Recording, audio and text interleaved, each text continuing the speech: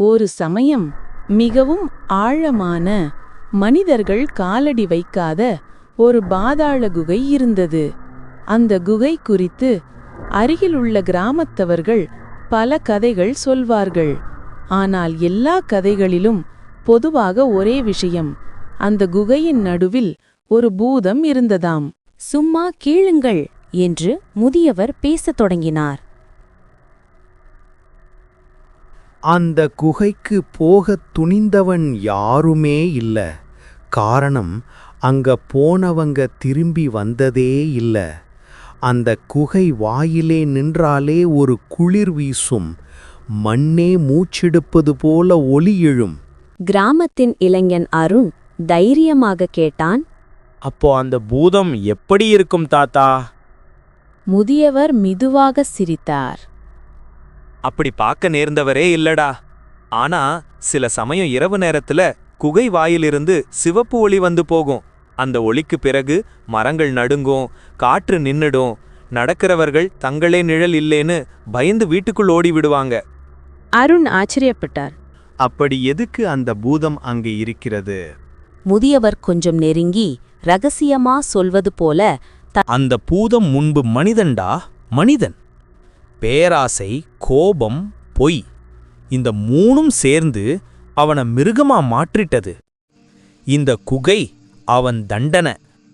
உன்னை போன்ற இளைஞர்கள் அங்க போகாம இருக்க இந்த கதையெல்லாம் சொல்வோம். அருண் தைரியமாகச் சொன்னான். ஆனா அது உண்மைதானா? முதியவர் சில வினாடிகள் மௌனமாக இருந்தார். பின்னர் மெதுவாக தலை குனிந்தார். உண்மைடா. நான் தான் ஒரே முறை அந்த குகைவாசல் வரை போயிருக்கேன். என் கண்களாலே பார்த்தேன் பாதாளத்திலிருந்து வர்ற அந்த எச்சரிக்கை சத்தத்தை. அருண் நடுங்கி கேட்டான். அது என்ன சத்தம் தாத்தா என்று. மனிதன் கத்துற சப்தமில்ல, மிருகம் கரையிற சப்தமில்ல.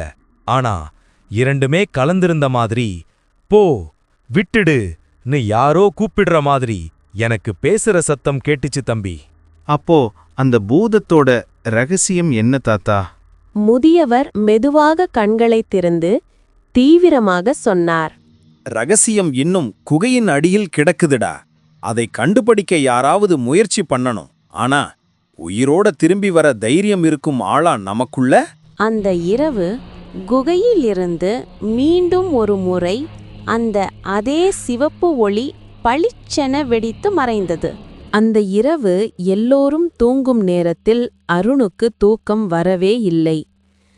தாத்தா சொன்ன குரலும், போ விட்டிடு என்ற அதிசய சத்தமும் அவன் காதுகளில் மீண்டும் மீண்டும் ஒலித்தன. ஒரு நேரம் அவன் படுக்கையில் உட்கார்ந்தபடி முடிவு செய்தான். நான் தான் போகணும். அந்த பூதம் உண்மையிலே யார்னு தெரியணும். வெளியில் நிலா மெல்லிய ஒளி வீசியது. கிராமம் முழுவதும் அமைதி. அருண் மெதுவாக கதவை திறந்து வெளியே வந்தான்.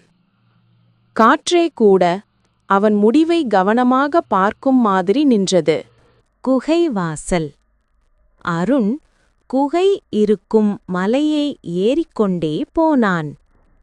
இருட்டில் அவன் கையில் இருந்த விளக்குச் சட்டி மட்டுமே சிறு ஒளி தந்தது.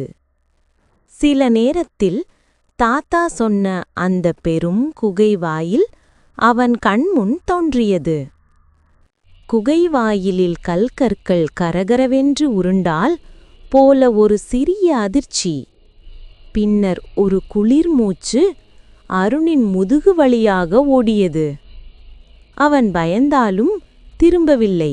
இப்போ நான் குகைக்கு வந்தாச்சு. எனக்கு அந்த பூதம் யார்னு தெரியணும். குகைக்குள் அடித்தளத்தில் ஈரமான மண் வாசனை. மேலே மெல்லிய பனித்துளிகள். ஒவ்வொரு அடியும் ஒலித்து ஒலித்து இருளுக்கு உள்ளே மறைந்தது. அவன் இன்னும் சில அடிகள் நடந்தவுடன் அதே அந்த சத்தம், மிக மெதுவாக தூரத்திலிருந்து. போ விட்டுடு, உடனே இங்கிருந்து கிளம்பிவிடு. இல்ல, நான் தான் உன்னை பார்க்கணும். அவன் குகையின் உள்ளே ஆழமாக சென்றபோது திடீரென்று முன்னால் சிவப்பு ஒளி தோன்றியது. அது எல்லா கதைகளிலும் வந்த அந்த ஒளியே. அந்த ஒளி நெருங்கின. மெல்ல மனித உருவம் போல மாறத் தொடங்கியது. அருண் கல்லாக நின்றான். இருட்டின் நடுவில் சிவந்த கண்கள் 2 பிரகாசித்தன. தூக்கமில்லாத முகம், எரிந்த தோல். ஆனால் அருணை ஆச்சரியப்படுத்தியது ஒன்று. அந்த பூதத்தின் கண்களில் பயம் இருந்தது, கோபமில்லை. பூதம் மெதுவாக தலையை உயர்த்தி அருணை பார்த்தது. நீ இங்கே வரக்கூடாது. அருணின் இதயம் துடித்தது. அவன் மெதுவாக கேட்டான், நீ யார்? பூதம் திடீரென வலி கொண்டது போல தலையை பற்றிக் கொண்டது. சிவப்பு ஒளி இன்னும் அதிகமானது. என்னை காப்பாற்று. அருண் அதிர்ச்சியில் ஒரு அடி பின்னேறினான். எதை? யாரிடமிருந்து? பூதம் கத்துவது போல, அழுவது போல கேட்டது. என்னை நான் தான் என்னை அடைத்துக்கிட்டேன். அருணுக்கு எதுவும் புரியவில்லை. அப்போது பூதம் மெதுவாக ஒரு கல் கதவை காட்டி சொன்னது. அந்த கதவுக்கு பின்னே உண்மை இருக்கிறது. அதை திறக்க நீ வந்ததாலே கதை தொடங்கும். சொல்லும்போதே பூதத்தின் கண்களில் ஒளி மங்கியது. அது தரையில் விழுந்தது. அருண் முன் ஒரு பெரும் கல்கதவு. அதில் எரியும் போல சிவப்பு எழுத்துக்கள்